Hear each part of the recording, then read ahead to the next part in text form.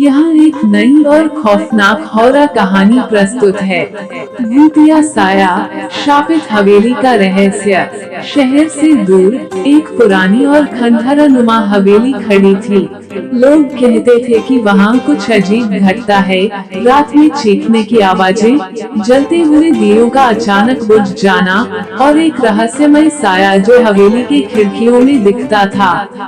कोई भी उस हवेली के पास जाने की हिम्मत नहीं करता था, लेकिन 3 दोस्तों राहुल, समीर और नीलिमा को रोमांच की तलाश थी।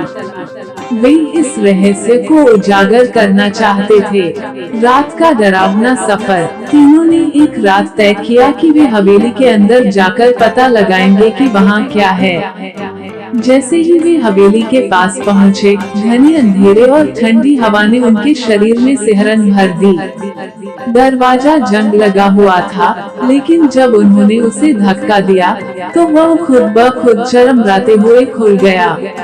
अंदर घुसते ही उन्हें एक अजीब गंध महसूस हुई, मानो किसी ने सालों से वहां धूप अगरबत्ती जलाई न हो।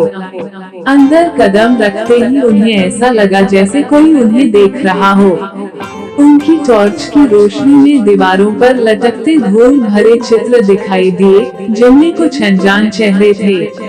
अचानक एक तस्वीर जोर से जमीन पर गिर गई।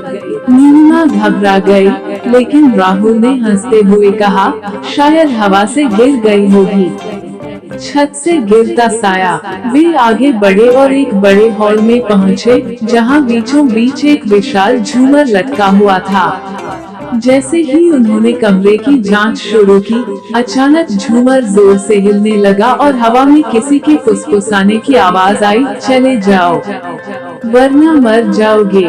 नीलिमा के शरीर में झुरझुरी दौड़ गई। समीर ने कांपते हुए कहा, शायद ये सिर्फ हमारा भ्रम है, हमें आगे बढ़ना चाहिए। वे एक सीढ़ी से ऊपर चढ़े। ऊपर का हिस्सा और भी अंधेरा था। तभी अचानक छत से एक साया कूदकर उनके सामने आ गया। वो एक काले धुएं जैसा दिखता था, लेकिन उसमें 2 लाल जलती हुई आंखें थी। उसने घुरघुराती आवाज में कहा, तुमने गलती कर दी यहाँ आने की। भूत की कहानी। तीनों चीख पड़े और वापस नीचे भागने लगे, लेकिन जैसे ही वे दरवाजे तक पहुँचे, वो अपने आप बंद हो गया। तभी एक पुराना रेडियो बजने लगा। उसमें से एक महिला की दर्द भरी आवाज आ रही थी, मुझे यहाँ कैद कर दिया गया था, मेरी आत्मा को मुक्त करो। राहुल ने हिम्मत जुटाकर कहा, कौन हो तुम? आवाज आई, मैं रंजना हूँ, इस हवेली के मालिक की पत्नी। मेरे पति ने मुझे मारकर यहीं दफना दिया। अब मेरी आत्मा यहाँ भटक रही है। अगर तुम मेरी मदद नहीं करोगे, तो वही साया तुम्हें भी मार डालेगा। साया का हमला। इतना सुनते ही हवेली में तेज हवाएं चलने लगी, खिड़कियां जोर जोर से खुलने बंद होने लगी, और फिर वो डरावना साया जमीन से उठकर उनके पीछे आ गया। नीलिमा ने कांपते हुए पूछा, हम तुम्हारी आत्मा को मुक्त कैसे कर सकते हैं? रंजना की आत्मा ने कहा, हवेली के तहखाने में मेरा कंकाल है, उसे जलाकर मेरी आत्मा को मुक्ति दो। तीनों ने हिम्मत जुटाई और तहखाने की ओर भागे। अंदर घुसते ही वहाँ एक पुराना लकड़ी का संदूक पड़ा था। जैसे ही उन्होंने उसे खोला, उसमें एक औरत का सूखा हुआ कंकाल पड़ा था। उसी वक्त साया जोर से चिल्लाया, नहीं, तुम ऐसा नहीं कर सकते। वह तेजी से राहुल की ओर बढ़ा, लेकिन समीर ने जल्दी से माचिस निकालकर कंकाल में आग लगा दी।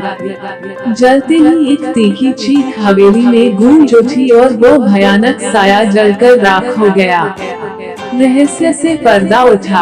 आग बुझने के बाद हवेली अचानक शांत हो गई। दरवाजा खुद ही खुल गया। रंजना की आत्मा धीरे धीरे एक सफेद रोशनी में बदल गई और मुस्कुराते हुए बोली, तुमने मुझे मुक्त कर दिया। अब ये हवेली फिर कभी किसी को डराएगी नहीं। जैसे ही वे हवेली से बाहर निकले, पीछे मुड़कर देखा तो वो पूरी तरह से ध्वस्त हो चुकी थी। ऐसा लग रहा था जैसे वो कभी थी ही नहीं। राहुल, समीर और नीलिमा ने राहत की सांस ली, लेकिन उनके कानों में अब भी एक धीमी फुसफुसाहट गूंज रही थी। क्या तुम सच में बच गए हो?